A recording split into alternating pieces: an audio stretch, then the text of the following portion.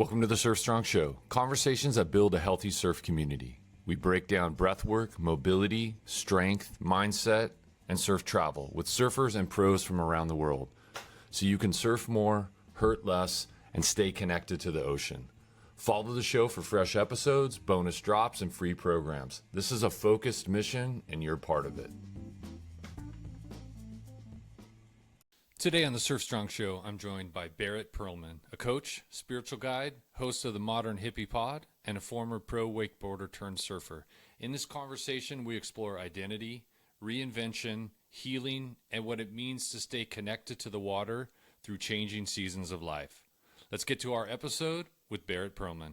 Tell me about your last wave, the details of it, where you were at, and then tell us a wave that you can't stop daydreaming about. Same thing. Why was it so powerful? Why does it resonate with you still? My last wave was here where I live in Huntington Beach, California. I moved down here for the surf, and it does not disappoint. So our last swell was probably like 4 to 6 feet. And our last day, the last day that I surfed, was super peaky. I was out there for probably 3 hours and just caught this great bomb to the left where it was just one of those perfect drops. Nobody else was in position for it. I catch it high. I'm cruising and pumping, and then you get done, and it's like one of those where it just feels like I executed to the best of my ability on that wave, and it was a nice long ride, which is always nice in Huntington. And tell us, well, that sounds like a pretty good daydream wave right there. So you're going to have to top it. What is that wave that you still daydream about? The wave I still daydream about was in Morocco on a surf trip a few years ago. We went to a spot right next to Anchor Point. There's a beach break called Mysteries. And we were surfing out at Mysteries where there's kind of like this takeoff point by this rock. And there were probably about 15 or 20 guys sitting on that rock. And I'm like, I'd only been 2 or 3 years into surfing at that point. And I kept watching this bomb come about 15 feet off to the side, like once every 10 or 15 minutes was the timing on that. And so I just paddled over there and started sitting and missed it probably the first 3 or 4 times it came through. But eventually it came. I was in the right spot. I caught it. And Morocco is like the land of rights if no one's been there or looked at their waves. And so this right is on my backside, and I take off, and it is probably to this day the longest wave I've ever caught in my entire life. And I can't stop thinking about it because I just rode it so well at a time when I didn't have a lot of technicality to my surfing. It felt like one of those waves where I was going up and going down and linking sections, and it was kind of my first wave really, really doing that. That feeling of clicking into that, right? You're not fighting the energy is just, you're flowing with that feeling. You were probably already hooked on surfing, but that's what really gets the hooks in you, right? Oh my gosh, it absolutely does. So your background, you professional wakeboard, obviously tons of skills within that. Talk to me about your arc of being a professional athlete at that level on a wakeboard, and then coming to surfing. What does the surfing provide to you that wakeboarding maybe necessarily didn't? That's a fantastic question. So I got into snowboarding first, but I grew up in South Florida. So my parents, like after I went the first time, wanted to be a pro snowboarder. My parents said, absolutely not. Think of something else. And so I just happened to have a neighbor who ran a wakeboard school out of his backyard. And I started wakeboarding with him. He started teaching me the ropes, and it was all very focused on technical maneuvers and progression. So I had that as my foundation through wakeboarding, that I just sort of came up where wakeboarding was very focused on, here's a move, and how do you link this into another move? And then how do you link that into an even harder maneuver? And had coaches my whole career. And once I moved to Orlando and was in the Mecca for wakeboarding and started wakeboarding 5, 6, 7 times a week, my wakeboarding really took off. And it's kind of like once you learn one flip, you start landing a whole bunch more. And by the end of my freshman year of college, I went professional on the wakeboard tour. And I was very blessed to have always had one of the best coaches in the industry who every time we were doing video review on our wakeboard sessions and breaking down every little, like edge too hard through that, edge not enough, flip too hard, flip not enough, let your arm out too much, let your, I could tell you if you told me how you fell, actually, that exactly what you did wrong. Wakeboarding is where that trajectory took me. As I got away from wakeboarding, I moved out to California. And for me, wakeboarding out here, Southern California, it's just like an all day activity. And eventually I really needed something that I could do in the morning and then like go to work after. And so it took me about 10 years of being out in California before I finally surrendered. I had a big fear of sharks. I started swimming with sharks without a cage to kind of face that fear. And then once I was good there, got into surfing. And surfing is so incredible. There's like wakeboarding on a lake, you're in the water still, but you're not really at the mercy of Mother Nature the same way that you are in the ocean. It's no two waves are ever the same. And it leaves you with this hook of constantly chasing another wave just as good as the one that you had, to chasing even better waves, to there's also something really special about being out there, just having the best seat in the house, where I eventually moved to Huntington Beach for the waves. I was up in Hollywood before, driving down for like a year. And when I started surfing, I didn't even really like it the first 3 months I was doing it. I was so bad at it because surfing really, all of my skill sets that I had from snowboarding and wakeboarding, of standing on a board on water, they just didn't, you spend so little time actually standing on your board on water surfing. And so for me, the first 3 months I was just so dedicated to getting out every day and paddling. Like everyone told me, if you don't go out and paddle, you won't be able to catch waves, you won't get better. And so I sort of took that same professional athlete mentality and just slapped it on my surfing and went, okay, I've got to be there every day to paddle. And I came down to Huntington Beach every day, which I now know I could have done something easier, like longboard waves or something, but it didn't matter if it was 2 feet or 7 feet. I would go for the paddle out. And if I made it out to the lineup, then I was surfing. And it took a good 3 months before I was like, I think I actually like this now. And maybe 6 months before I started going left or started going right. And I was very blessed that one of my first good friends out in the water was a surf coach. And so he spent a lot of time with me in the water, just kind of taking me under his wing and teaching me all of the foundations of surfing, like how to read the patterns that the waves create, how to time the patterns, understanding if you see a wave you like, that it will come again based on the patterns, and how to time those things, how to put myself in a pocket to actually catch a wave, just really reading the ocean, and then a lot of fundamentals. And here in Costa Mesa, we have Surf Ready Fitness, which is a surf-specific gym that trains a lot of the professional guys and aficionados like myself in the area. And so I started training there and learning maneuvers that I then was able to, like, I learned how to grab rail in the gym before I ever grabbed my rail surfing. So I went crazy hard at it and was able to progress quite quickly because of that. Yeah. Did some of that approach from having a coach in wakeboarding and having that be at a professional capacity and it's in competition, did that ever conflict with you where you felt that trained part of your body and brain wanting to do that and wanting to go down that path, and then that present part of your mind, if you will, starting to try to seek out, or maybe starting to notice, this just sitting on my board here in this moment right here is such an integral part of this experience? Was there ever a conflict in that? Sure. Yes and no. Like, obviously, when you're out there, it's so abundantly apparent. And I'm a spiritual guide and a healer and a mindfulness coach, those sorts of things. So for me, being in the present moment is the most incredible thing that we can do for ourselves. And it was actually at early on in the beginning of my, what do I call it, my career as a spiritual guide. So it was really helpful for me to be out there and be present and work on dropping any of the thoughts of the day. Because with wakeboarding, for instance, when you're up, you're riding, you're focused, you're in that flow state until you fall. And then you have 2-3 minutes while the boat picks you back up that you can kind of look around and take a moment, but you're in it.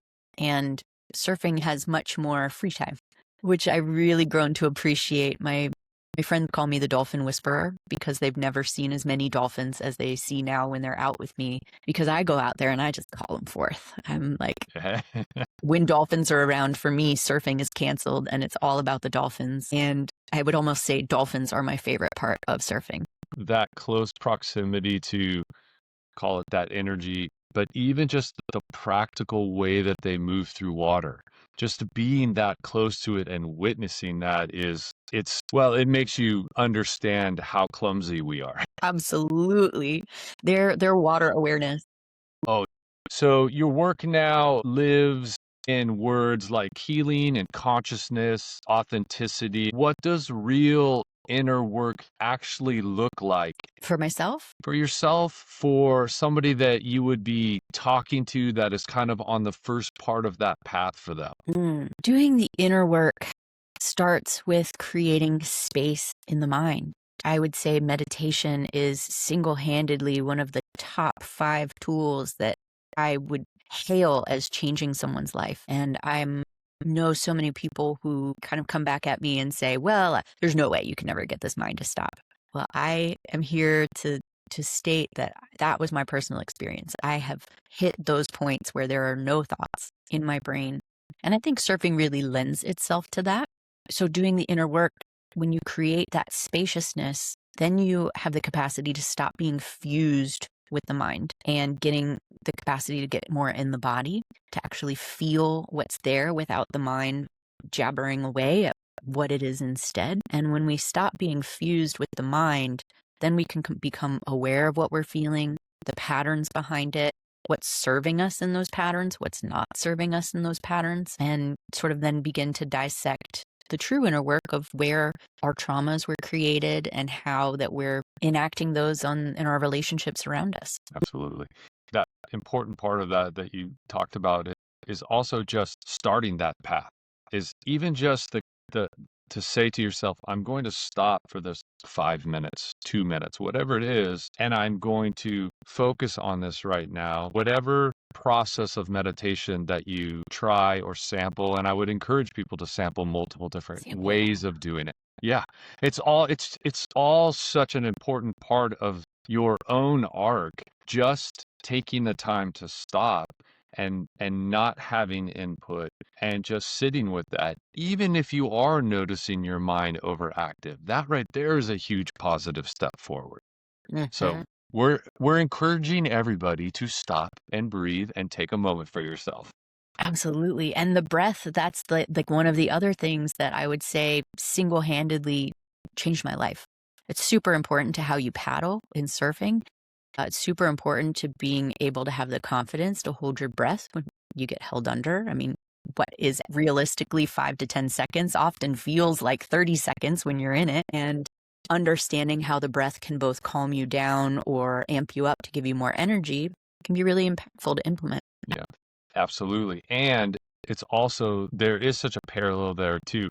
Meditation and breath, obviously such an integrative component to each of those. But even just within the idea of awareness, familiarity, there's such a parallel there. In the breath training I do with clients or I do myself, you're right. It's just that idea, that understanding of really where you are. It's not about being able to hold your breath necessarily for 2 minutes. That's a component of maybe some training. Yeah. So that's a component of our training that we can utilize. But real implementation of things is your immediate reaction to something in being underwater. If it feels very foreign to you, your mind is absolutely going to overreact to it. But the more familiar you are with your own breath and space and those reactions to it, it puts you in such a more confident state of mind, let alone when you actually are starting to increase the physiological components and your breath endurance itself. When those come together, remaining calm through familiarity and your actual physiological improvement, I mean, it's a superpower. And we'll be right back. If you've been listening and know it's time to take your surf fitness seriously, I'd love to invite you to explore my surf exclusive coaching program.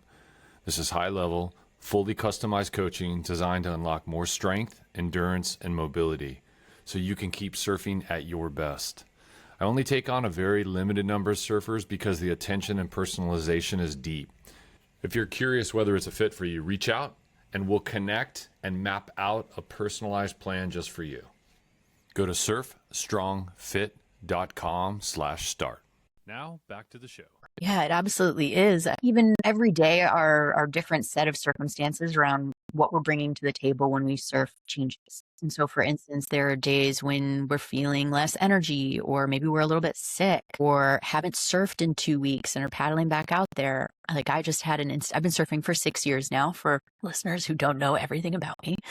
And I was paddling out. We had like a 6 to 7 foot day at the pier, and had a swell breaking where I should have been able to catch the escalator right down the pier and get out. Well, it was kind of breaking right past the first building, and I got caught in this monster set that started breaking. And the first one, just as much as I tried to duck dive, sent me straight down to the bottom. And I was a little bit sick. I had been surfing for 4 days in a row already. I was kind of running low on strength, and now I had 5 to 6 waves of this set that were all the same, and just everyone sent me down to the bottom, right in the pit, like right in Huntington Bowl. And, it sucked. And there were times where I was coming up and experiencing anxiety around having to really catch my breath again and duck under another one, catch my breath, duck under another one, and having the confidence in those moments to understand that this is just sort of a panic reaction in the body.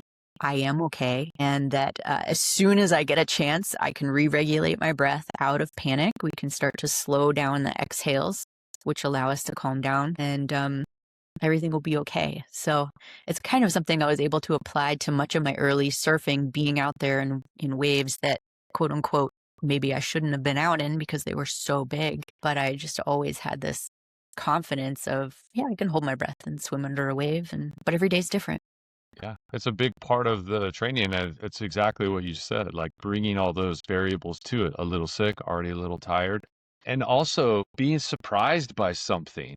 On the big days when it's just slightly outside of our comfort zone, right?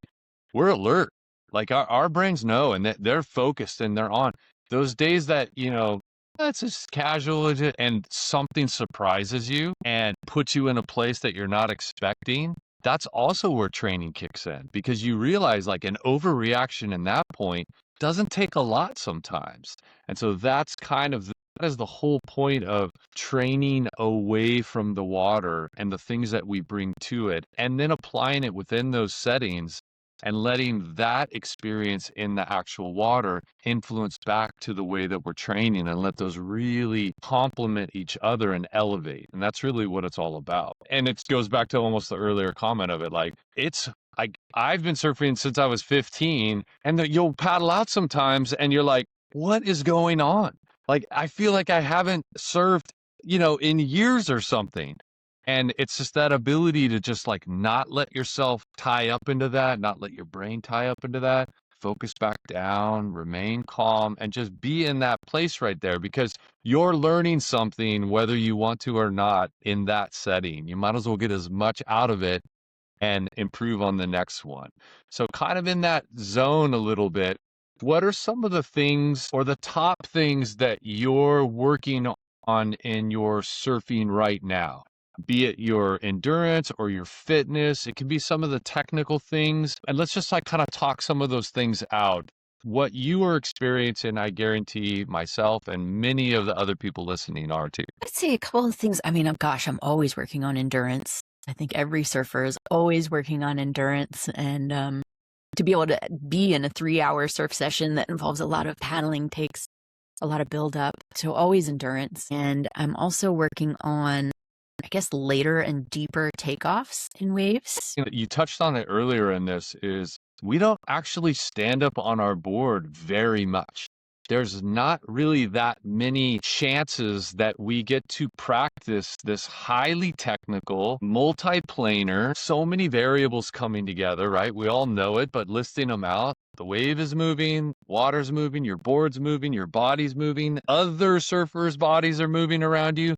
There are so many variables coming together, and those circles spinning, right? It's amazing that they actually ever line up. So Good point. in any one of those things, like you talk about, being able to get a really efficient pop up to your feet deeper and in a more technical way, let's say, one of the best things I can say about that is give yourself the repetitions of that movement as close to that setting as you can, right? We can't replicate the speed of the wave, and we can't replicate the physicality necessarily of the wave itself, but we can replicate the setting in which we have to operate our own bodies in this, again, highly technical maneuver. And it's oversimplified to say, we'll just do a bunch of pop-ups out of the water, right?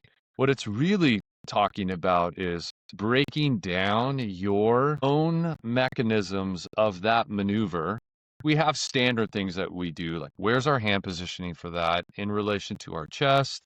What's our orientation of our head and our neck? These little subtle things that absolutely alter our balance. Where are my feet at? How's the orientation of my hips? One thing I do with my clients that I can't encourage people to do enough is record yourself in this repetition by different angles, even ideally.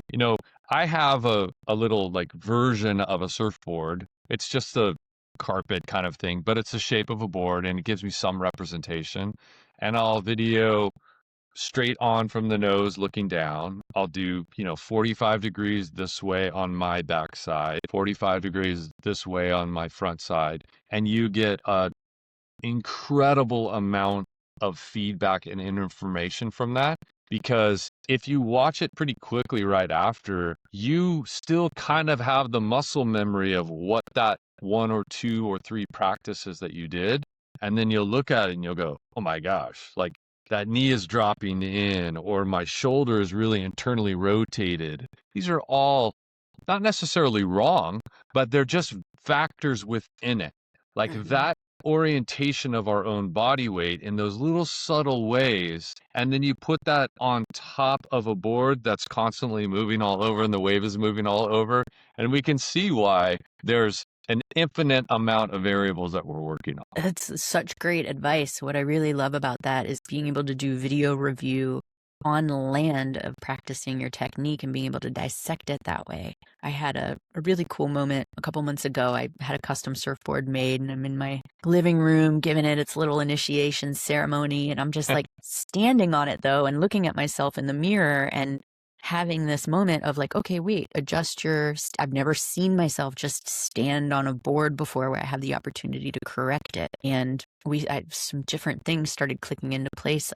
Perhaps, a bit more like what you're talking about. So that is a great idea now that I'm no longer standing on my board in the living room. But I like the cutout of the board idea to be able to pop up onto. Yeah, it's easy to, like a old yoga mat or old carpet, because with that, there's little things like that that really do help. Like when you don't have that, my hands are maybe 2 inches wider than they would normally be on my board, or I'm letting them float a little bit closer to really what is my neck and chin line, and we're starting to lose that effectiveness of those hands being really right under our chest, pectoral major, where that strength is the most efficient. And where these become really imperative is if we have a strong foundation of our strength within this mechanism, we'll just talk pop-up. So our upper back body with our paddle and our pop-up.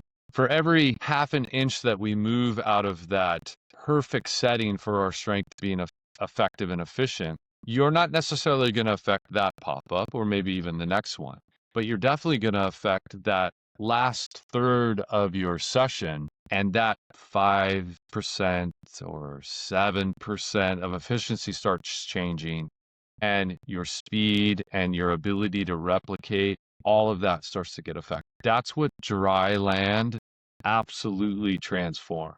And there's obviously so many things specific within a program that an individual needs, but those foundational things, everybody benefits from, and it never changes, meaning you can keep surfing the rest of your life and that will always be important to you, that technique of that. And changing that, I have a lot of clients that are absolutely like role models, and she just turned 77. She's still surfing. She still paddles out. And, our program is doing that practice of that pop-up with a modification where it's a little bit more of an angle up. So it's taking that full load off so it doesn't load in neck and cervical spine as much. So we're minimizing the negative and amplifying the positive. And there's always little ways to do that. And it's just that video on that third person and being able to see that and just tweaking and playing and trying and retesting. If you make it as fun as you can, you will stay more engaged and you will be more effective with it, because there's no such thing as an ideal approach if you don't implement it consistently. That's what it's all about. That is not just to you, Barrett. That is to all of us that are surfers. Yeah. Be consistent. And I love what you've said there. One of the things that really stood out to me is adapting how you approach surfing, because literally no two human bodies are the same. Like, I watch a lot of the WSL, so like what works for Katie Simmers probably doesn't work for Carissa Moore, probably doesn't work for Kanoa Igarashi, may not work for me. And what does work for them, I'm sure there's a lot of similarities, but like you said, with this 70-year-old woman, getting her at a different angle to pop up to take some of that pressure off her neck, I know people who could use that technique. Yeah. And it's really important, I think, to cater it like that. And the other thing I heard you say was, if you're not having fun, and it reminded me of when you had asked about some of the crossover between having been an elite athlete at wakeboarding to surfing. And I think a lot of my initial surfing was not rooted in fun. It was, and my friends would be like, "Are you having any fun?" I was like, "I'm getting my reps in," and I had to learn to have more fun instead of just being out there I'm never going to enter the championship tour, but I have lofty aspirations in surfing. And I was like, got to be training, And now I'm like, okay, I can go when the waves are better. I want to catch the good ones. Now I can paddle and put myself in place. I'm catching better waves. I'm having more fun, especially when the dolphins are there. I'm having a ton of fun. Yeah. Yeah. It's just that, like, I had somebody reach out to me recently and they're like, I'm just getting started surfing. And, like, I'd really like to work with you to get prepared. We're going on a family trip and all of the things that very technical. They're very technical for that. And I said, are you in proximity to the ocean now? Can you actually, oh yeah, I can go. And I said, well, do you go out and paddle? And they're like, well, I'm working on things I do, but I do sometimes I wait for my coach, I'm getting lessons. And so I'm doing that. I'm like, that stuff is all great. You're very committed. You're going to go far. You need to just go get in the ocean and let all of that stuff go sometimes. Just go out there and be out there and paddle around, and waves are a bonus. If you catch a wave, great.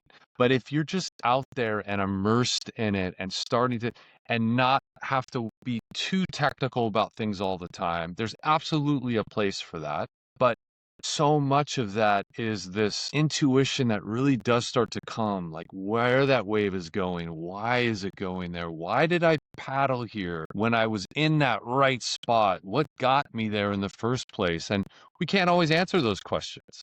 But this is part of the fun of this. It's not always fun, sometimes very frustrating, but it brings it back to it, right? It's an immersive. And so that part of it is like, it's just a running joke. It's like, yep.